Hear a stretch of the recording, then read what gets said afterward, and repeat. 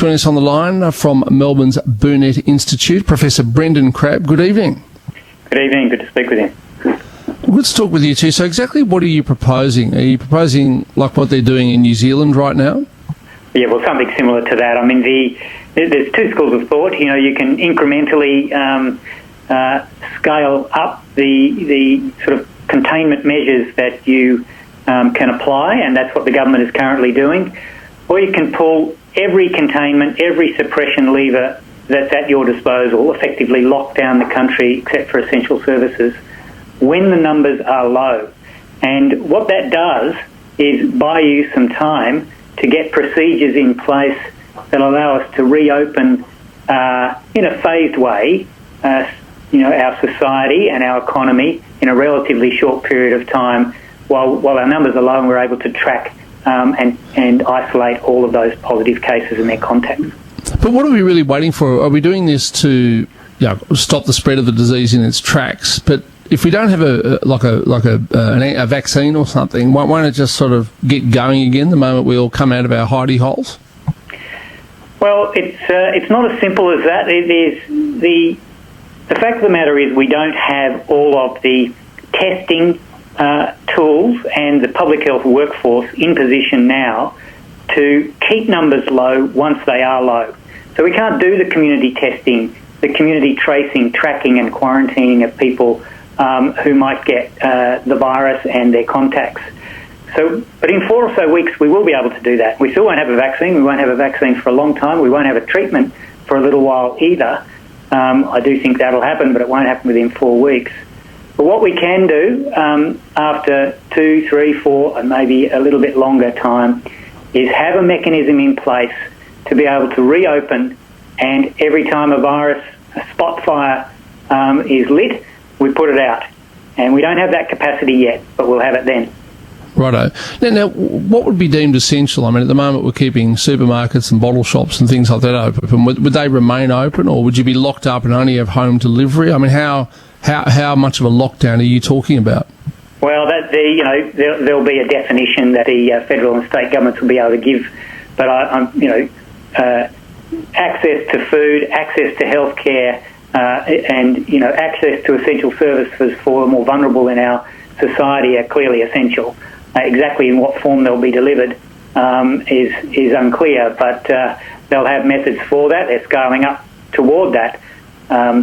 My advice and recommendation of many, I'm not alone in this, is simply to pull all of those levers right away, right at this moment, before community transmission goes from the relatively low level it's at. It's at a low level because of the really brilliant work by our Commonwealth and state systems up until this point.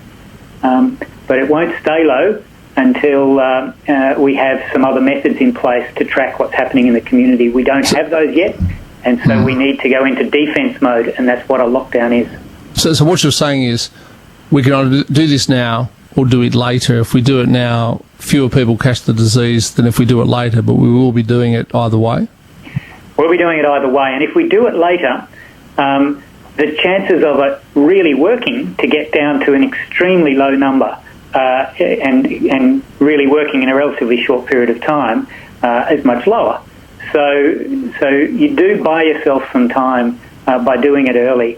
We're going to be no quicker.